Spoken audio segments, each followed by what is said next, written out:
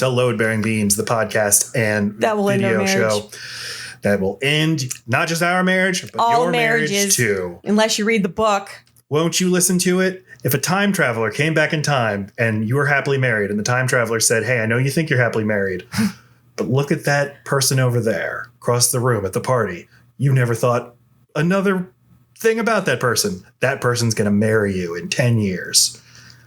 Well, you would be like, not that's only upsetting, but also, ooh, I'm intrigued. Not only are we divorced in this scenario, but we've moved on.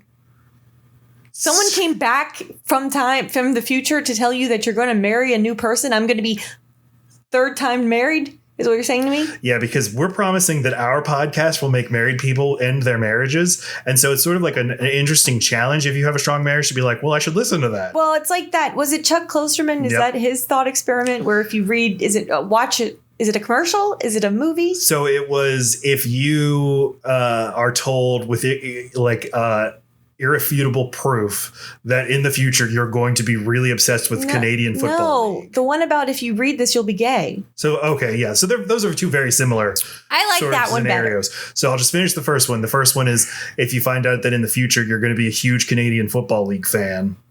And then the next day you turn on TV and you're flipping through the channels and you see a CFL game on. Do you stop and watch it knowing that one day you're going to be a huge fan? And then the other one was like a book comes out that is in no way on the surface about homosexuality. And yet like 75% of the people who read this book end up coming out as gay after reading it. Do you then read it? Assuming you are not a gay person yourself.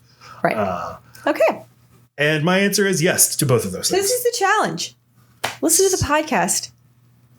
Exactly. You know, great job. Your marriage can take it, or at least we should find out if it can. Load Bearing Beams. Your marriage can take it. Boom. But can ours? We're really leaning into the marriage thing. And so, because this is our story, these are our divine secrets. And my name is Matt Stokes. Mystical Memories of Laci Roth. And this is a podcast where we talk about movies. We share a movie that we treasure deep in our hearts. Haven't seen it in a while. Have a little suspicion, or maybe we feel a little nervous about what our partner will think when they see it and what we'll think when we see it. So we pick a movie. We watch it with our person we're in love with. In my case, I'm in love with Laci. For now. She hosts the show with me, and we watch a movie and take notes and make little passive aggressive comments at each other, and then we talk about it here. And so Laci, it was Laci's turn to choose this week, and she chose 2002's Divine Secrets of the Ya-Ya Sisterhood. And this is a little picture directed by Callie Corey and starring Sandra Bullock and Ellen Burstyn and Ashley Judd. Sizable hit back then based on a huge best-selling novel. Laci, what do you remember about it? Tell me the year again. 2002? 2002. Okay. I would have been graduating high school. Okay. I just remember it feeling like a more grown-up Notebook, the Notebook or whatever. It felt not. Well, this came out about 2 years before the Notebook. Well, then there's something else that's very much like it that made me think. That's interesting. This one's telling this story of better. It felt truer. What, Now and Then? No, it wasn't another Load Bearing Beam. But there was like a contemporaneous movie that kind of had a very similar story. You know what? I really could have just meshed this movie but then there's a third, right? There's another one that's like old people, let's tell their story, falling in love and not in love movies. The Notebook, Divine Secrets of the Ya-Ya. Not that that's what this movie is about. No, right. Old people reliving their let me tell you my story. There's another one. Because I remember it being made fun of for being, it doesn't matter.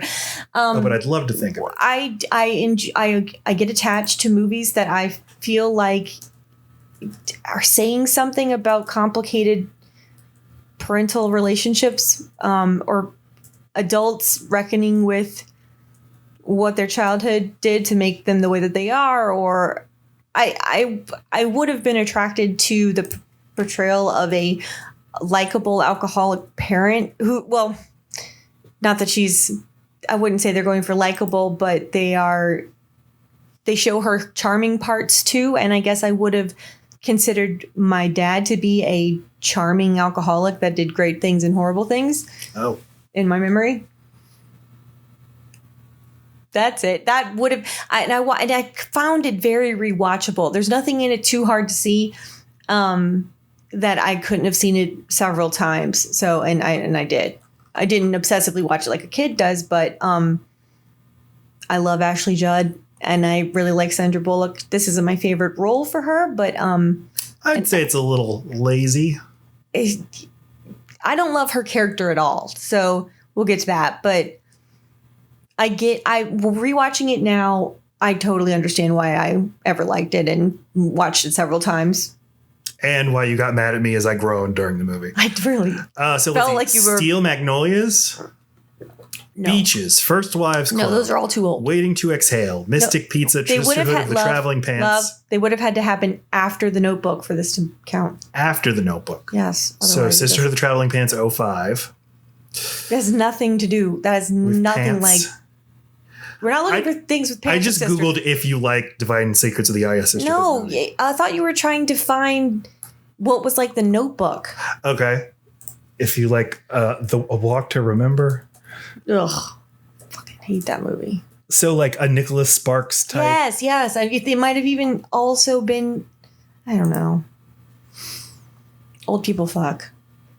Old people fuck. I mean, I don't know. Maybe it's implied. If you like The Notebook, you'll also like The Notebook. Okay, what? The Notebook 2. This article has the wrong headline. 11 movies like The Notebook. The 3-ring binder. The Best of Me. The Last Song. An Affair to... Fuck it. Okay. It doesn't even matter. It doesn't even matter. It really doesn't matter when you think about it. But and I'm being an ageist. Just because it shows a relationship between an older man and woman, it doesn't have to mean that it's just like The Notebook. Even though, but The Notebook plays with time the way this movie does. And it has that sort of conceit. So you've got written down homemade book that you have to look into for answers into your past, into who you are. This is how we can really connect with our grandparents and parents. This is everything we needed to know. Yeah, okay. Yeah, it had that thing in it. I knew nothing about this movie save for when my mother takes photos. She says, everyone say Ya-Ya. I think she was or she liked the book. My mom always sort of reads bestsellers. And this was a huge bestseller written by Rebecca Wells. I think it came out in 95. And this author wrote 3 books about the Ya-Ya Sisterhood. Really? Did the movie combine them all, or? The movie, I think, it shared the title of her second book, Divine Secrets, and it seems like it's mainly based on that book. And then she wrote another book after the movie. Okay. And then wrote one book that didn't have Ya-Yas in it. Yeah, I'm sure I read shitty reviews. Roger Ebert gave this movie 1.5 stars, so I'm sure I said that movie's bad. But I also remember seeing the trailer a lot where the women take off their shirts in the car. And I was yes, like, sex sells. Ooh, selling on me. I want to go see that, but lie and say that I didn't. What a cool thing to tell your friends. I saw the Ya-Ya Sisterhood last night. I saw their Ya-Yas. Ask me anything. It was divine. Well, let's get right to it then. Oh, okay. This is a movie where it's set in the good old Southern fried South, except Sandra Bullock in this movie that is told in just the most choppy wraparound story that jumps back into time and then back into like a middle time, but then back into an earlier time and then back into the current time in a pretty unsuccessful way, I'd say, but opens first in the good old molasses swamps of Louisiana, and then morphs to New York in the modern day. And Sandra Bullock, who modern person left Louisiana behind for the big city, she's got a little something going on with her. What is it? And she gives an interview to a New Yorker writer where she says like something like not great but not horrible about her mom. Right? What does she say? That if it weren't for the abuse she suffered at her mother's hand, she wouldn't have anything to write about at all. So she owes her creativity to her. I don't know. She basically took all of the low things that she said and none of the high things and made it much more scathing than Sandra Bullock's character would have ever had the guts to say. So it ends up being like a plus that writer took liberties, because if you notice, it goes from her saying, that's not what I meant, or and not ever saying that to her mom, but saying, nope, that's exactly what I meant. She shifts gears really fast. Well, that's not a writer taking liberties. I mean, if you subject yourself to an interview, you know that all your words are going to be analyzed, and the writer isn't just going to transcribe everything you say. They're going to say, here's what I take away from this, and this is what I think about this person. Okay, right. And you can't say, I didn't say that, or like, I didn't mean that. I didn't, right. If you said those exact words, then you weren't clear. And then part of it is like, other people are going to know you, or going to understand things about you that you yourself might not be able to articulate. And so the writer sees like, okay, this person is really traumatized by her upbringing and by her relationship with her mom. Right. And she would never want to openly acknowledge that to her mom. So I'll do it. Yeah. Right. Yeah. She found the story in there and saved their relationship. And her mom reads this, and boy, is she steamed, and she shouts a lot of colorful things. And then she's got her 3 friends, the Ya-Ya sisters. Right. So we've got Maggie Smith, a British woman playing with a ridiculous Southern accent, is playing Caro. And we've got who else? We've got Fionn. Damn it! I don't know how to pronounce her name. Flanagan, an Irish woman playing Taintsy, and doing a very convincing Southern accent. And then I don't know who else we got. You're really an accent snob over there. We got Duty, and we got Peachy, and and Krusty, and just these are the most colorful folk you ever did see. I always did enjoy the Ya-Ya parts, except for like the ceremonial weird parts. I don't care about that. You don't like the appropriating of Native American and like Haitian and voodoo and stuff. I thought that was cool. I was like, I want to hang out with these people. Yeah. But do you disagree with me that that's a misleading title to call it The Divine Secrets of the Ya-Ya Sisterhood? I would have never thought about it, but then as soon as you said it, I'm like, oh, you're so fucking right. What if that was secrets, and how was any of that not just about the one person, Vivi? It's a story about a mother and a daughter. It's not at all about the sisterhood. Right. It was about Vivian and her kids and her trauma but we could. So the movie was misleading if that's what you thought was going to happen. But we could assume that inside that book are more stories. It just didn't have anything to do with Sita. Sita being the daughter of Sandra Bullock. This storybook is so deep. Who knows what you'd see? It's just a fucking photo album. Okay, but I'm just saying, like, what's so mystical about it? I love when people who have a treasured object holding all their most treasured photos look at it and then get delightfully surprised. Oh my God, look at this picture. That's what they did the whole time. Oh, look at this, teensy. Like, oh, mercy. Probably looked at that last Thursday. I know. You look at that every day. You know what you look like in a bikini from 80 years ago. I can't believe I looked like that. Look at those thighs. Anyway. I just get depressed if I see an older picture of me and I look better than I look now, which is all of them. Right? I'm not like, ooh, I was a fox. Yeah, I'm like, boy, I suck now. I do wonder what that will feel like when it's decades removed from the photo, which it's already starting to be a decade or two. I look at that person and think, she was dumb. She didn't know anything. That's true. But look at that ass. I am speaking with the privilege of young, and by young, I put quotes around that. But when I'm in my 60s, I'm going to be mad that at 32, I said I was not young. I was old. But I feel fucking old. Right. So you're doing it wrong. Well, you got your main characters. You got Vivi is portrayed by Ellen Burstyn in the modern story, and Ashley Judd in her younger years. Ashley Judd is excellent in this movie. Yes. Very, very good performance. And I feel like, I know it's annoying when I tell you the movie, like, this is how the movie would be good. But if the movie just told her story straightforward and didn't have the modern thing, if it just told her story like in the present tense in the 1960s, it would be a lot more interesting. Okay, but I feel like this. Okay, so let's just set up the premise a little bit. So Sandra Bullock is an up and coming playwright or whatever. She plans on getting married. This article comes out and she's completely distressed that her mom is like disowning her, completely upset, mailing her pictures of her faces cut out of the family photos, and then to get her back. Why would she be mad about that? Right. So I mean, they have this bitter thing back and forth via the mail.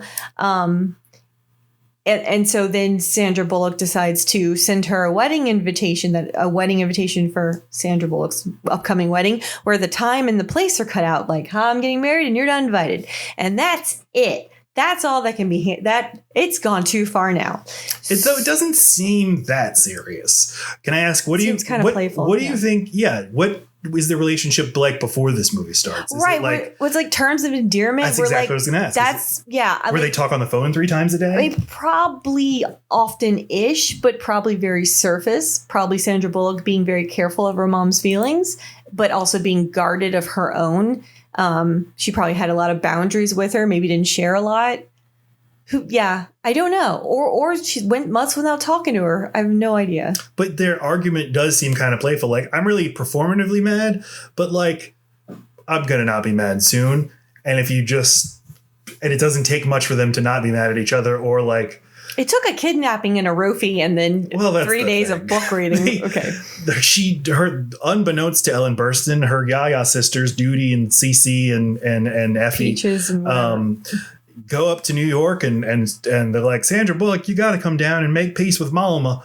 And she's like, I'm not going to do that with my mama. Okay, you can't do that accent the whole time. Sorry. She doesn't talk like that either. Anyway, she's a modern New York woman. With a y'all. They just add the y'all, and that brings her right back to Louisiana. Oh, but crucially, they all call each other bébé, the French word for baby. Yeah, they really fold a lot of French into this. Which, I live in Louisiana. I've never heard a single person say that. Okay, but they live in a more Cajun area. They clearly don't live in the near Lafayette this. area. Yeah, and I mean, maybe there's a whole lot more of the French Cajun. Maybe there are. There were a lot of people who spoke French in Louisiana up until like a few decades ago, and there still are people, but it just seems like the writers, the makers of the movie, like got hooked on one little Louisiana expression, like bébé. Yeah. We'll always call each other bébé.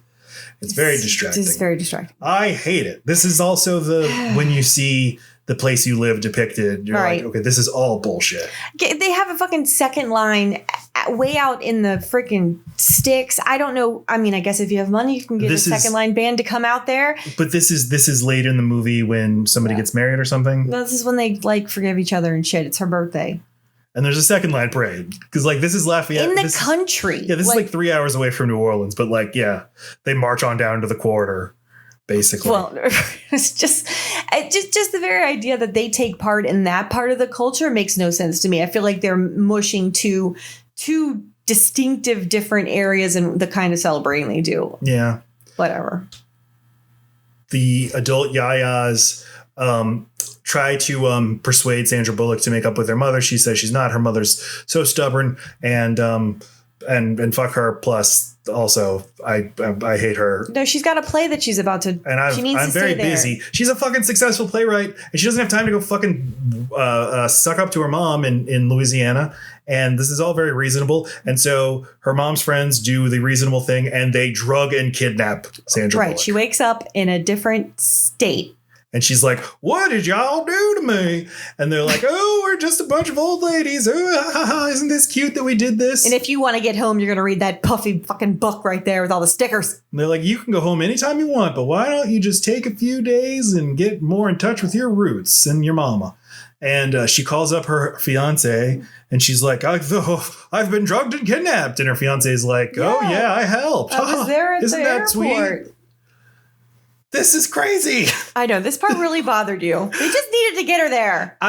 You can make a movie where this happens, but it's it needs to be more serious. There seems to be no judgment on the part of, just no gravity to this. Like, even if she's not going to get like sexually abused or something. She's not date raped, but still, that's fucking traumatizing. No, to be kidnapped and taken away from your home against your will. Especially when you have stuff to do, like run a play. I'm busy as fuck at work. If that happened to me, because my aunts wanted me to understand my dad a little better, I'd be like, what in the actual you'd never talk to them doing? Again. Yeah. Anyway, okay, it's a plot device. They get her where they got to get her. They got to get her stuck.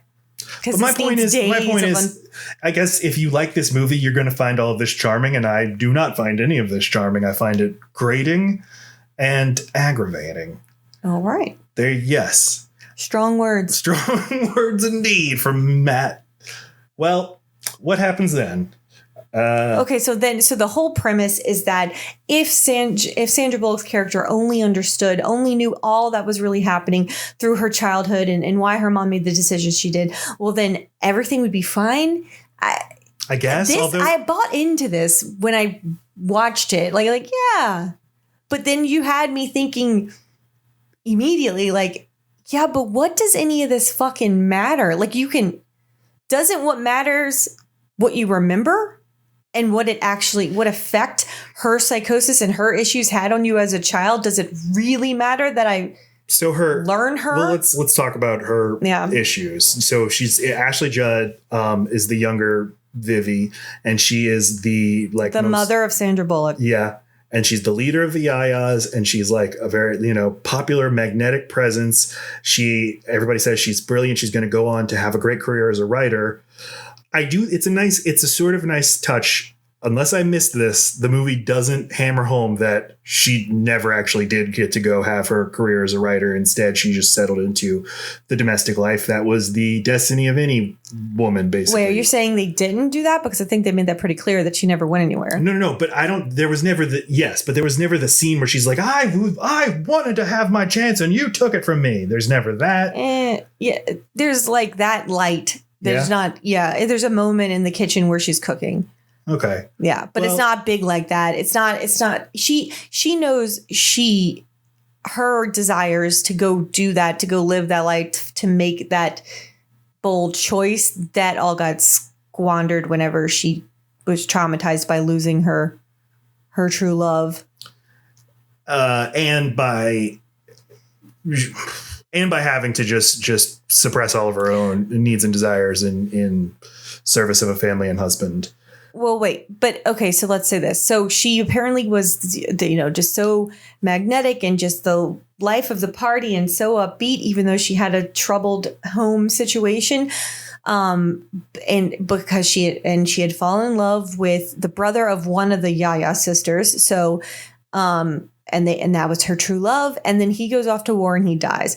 And that's when everything takes a turn. That's when she marries the runner up and all that stuff sets in. But I think the Ya-Ya bond, the fact that the sister was so distraught over the loss of her brother, they do have a throwaway line in there where they say that Vivi put on a strong face for, was it Teensy? What is her name? It is Teensy. They're all Teensy.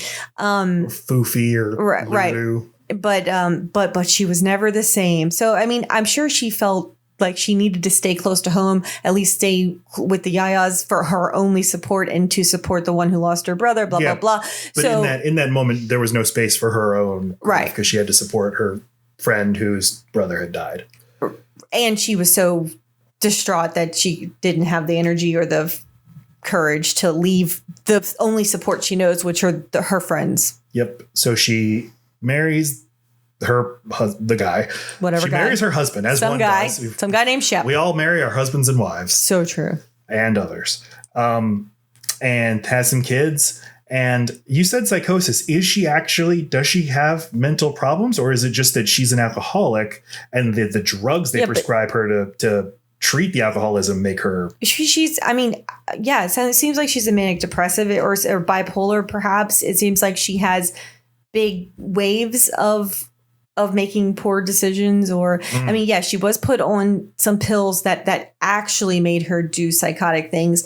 But because of her traumatic past, the way that her mother treated her, the way that her father treated her, and then her true love dying, she's, a PTSD at the very least. And so she's not, an alcoholic is always the symptom. It's not the problem. Mm-hmm. So she's covering up a lot of depression and regrets and scary big feelings by drinking constantly. But they also seems like part of what makes somebody say about a person like, wow, you're really going to do great things. You just have such a zest for life, such an appetite, such a drive. Also seem like there's some, whether it's bipolar, manic depressive tendencies that go along with that. Sure. I don't know. Okay. I have no idea. I mean, because they were saying all that when she was young, and I don't know what to say there. Great. Well, she is very depressed, gets sent to an institution. It's a, fairly routine story told from the present. What are you talking about? The story of what happens to Vivi. After she beats the fuck out of her kids? Yeah, I'm saying all You're this. kind of skipping a lot. I mean, she needs to go to a facility.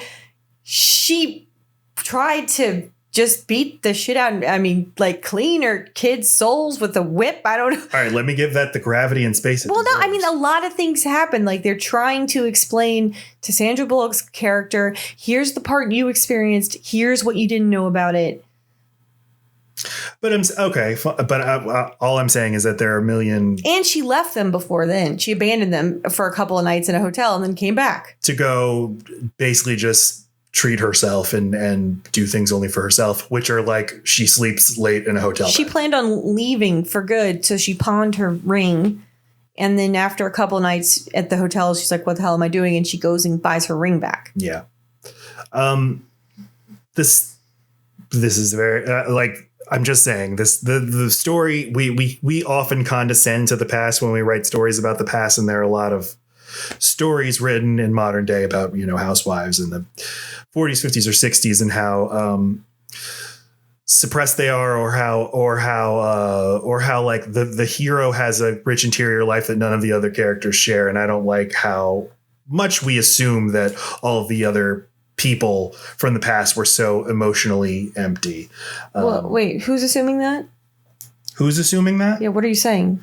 That this is a fairly run-of-the-mill depiction of a it's like Betty Draper does the exact same thing in Mad Men. Wait, so what's not authentic about that? What's not authentic? Well, what's the problem with portraying in another time? That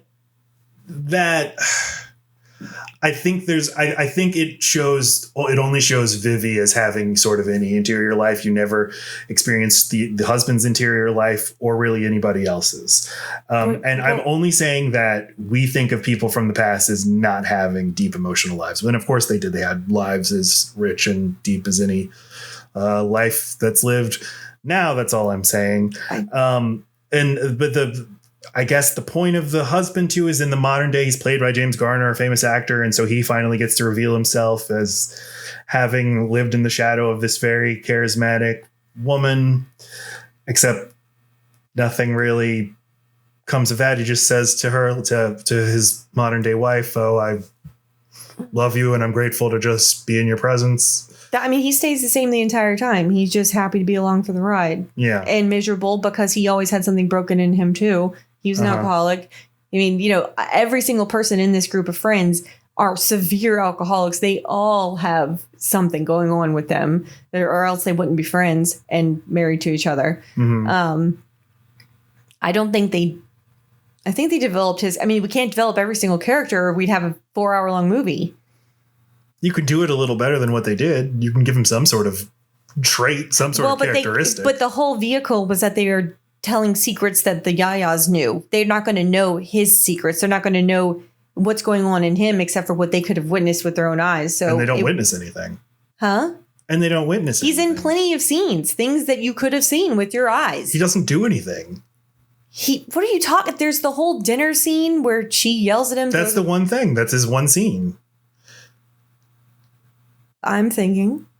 And if you want to tell the story of this woman's life and why she ended up the way she did, just would have liked to see more of that. It's very interesting that her husband he's not by the standards of the time, he's a perfectly fine husband and doesn't like physically abuse her or anything, but just by her not being in love with him is one of the just key things that sort of destroys her. And that is a big issue of that time. Again, while you have so many discontent housewives, the pressure to marry, the pressure just to have kids and to have all the kids you get pregnant with, because that's what's going to, make you whole. And for someone like her, she probably never needed kids. Mm-hmm.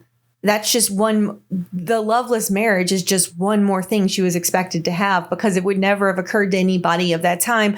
Don't marry someone you don't love. it would be very foolish to not marry a person because you need that support. You need that financial whatever. You need that beard. Like, she couldn't have been a single woman in the city. That would have never been okay with her parents. Her super Catholic mother who already hates her and thinks she's fucking her dad. And then her, they seem to financially support her. I don't think she had any options to go be something she wanted to be. We should mention they're from very wealthy families who are all of them who have household staff, have servants, African American servants, and there's a very clumsy scene where, well, for one, there's a black man and woman who work for Ellen Burstyn who are around the whole movie. You don't learn anything about them except that they sure do love working for her. And she's been with her since she was a kid. And when she was a kid, some really evil kid called her the N-word. And then young Vivi stuck up for her. And we're like, oh, that's so nice. And then that's the end of the movie's depiction of racism or any sort of racial dynamics. Other than when the I don't know her name. The Willetta, that's it.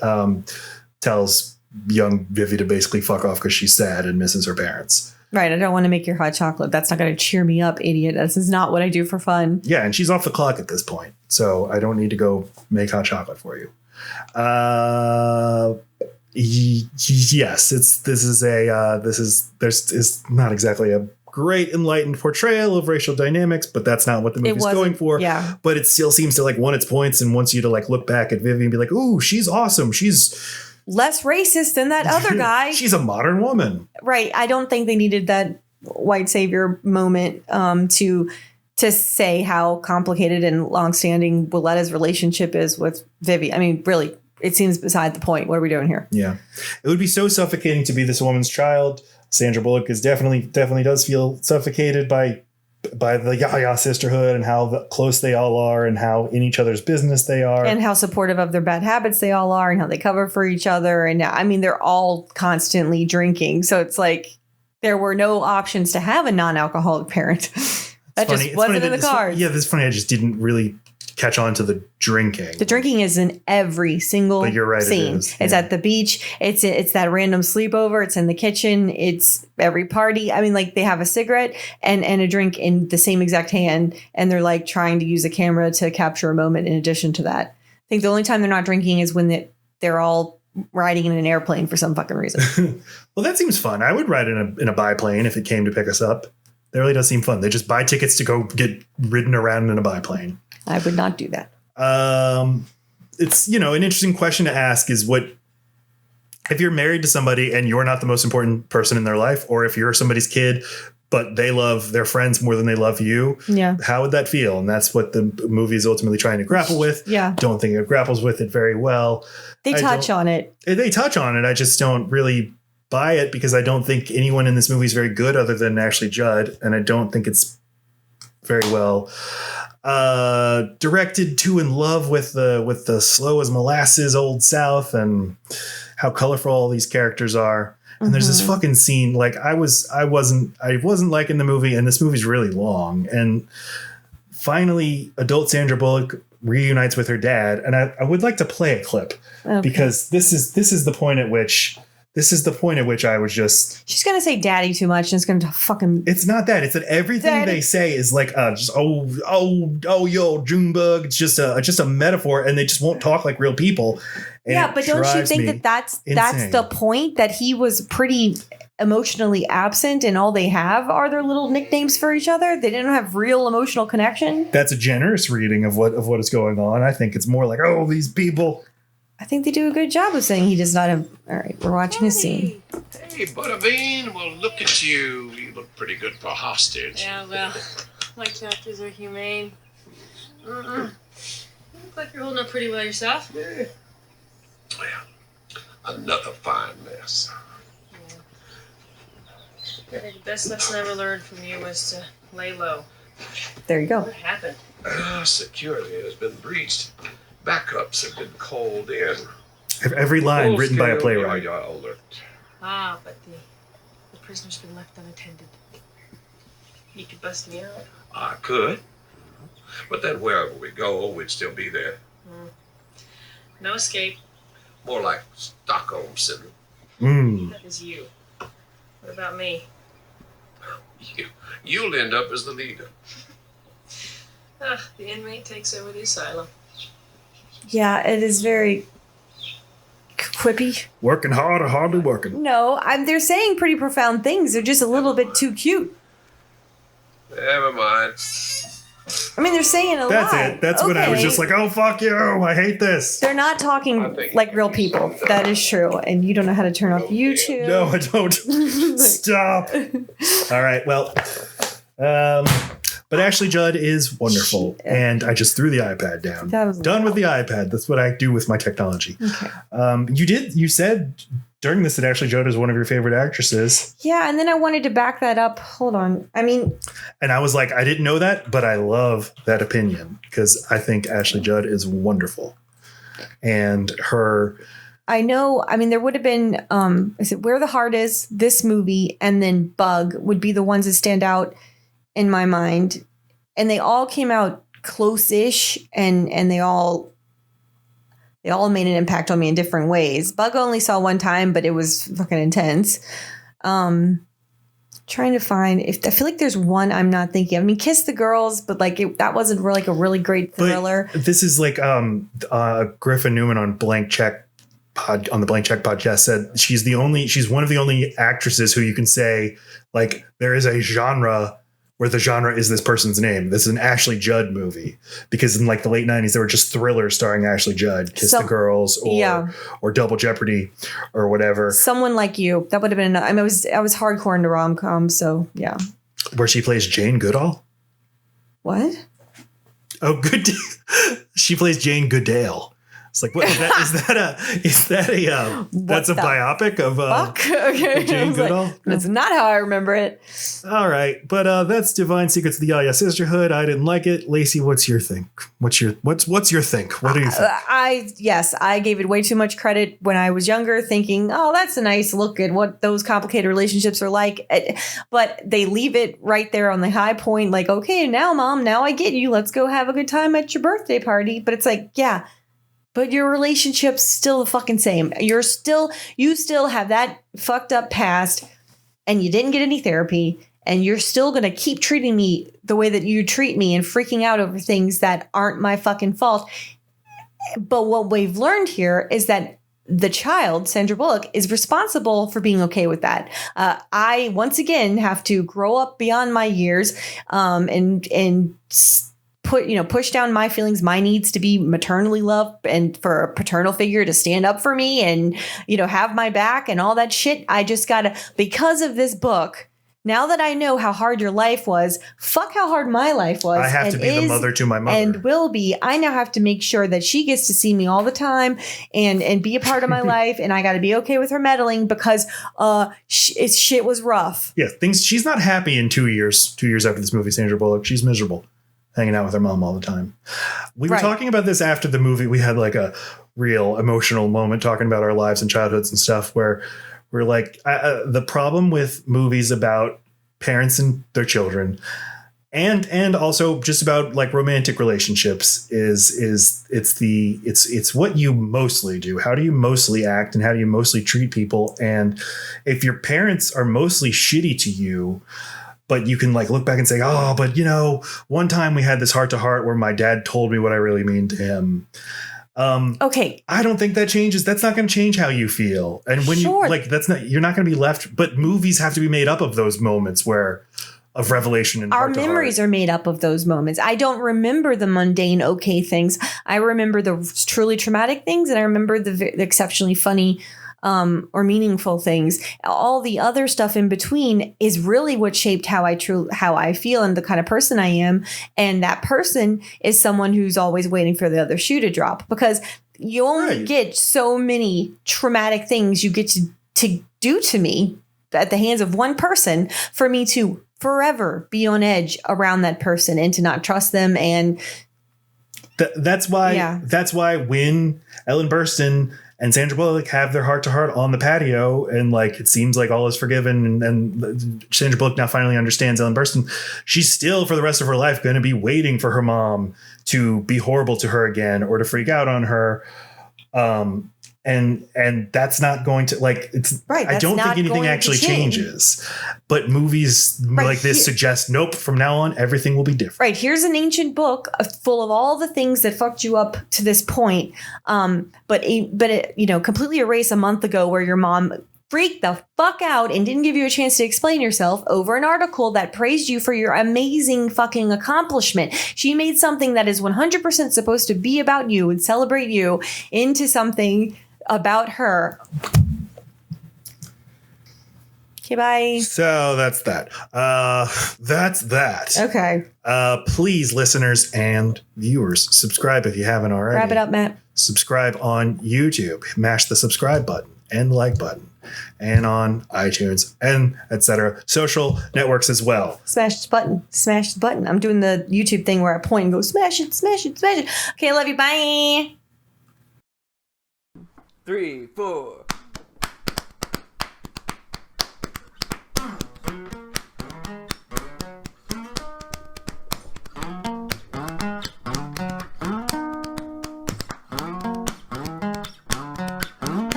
Everybody, love me.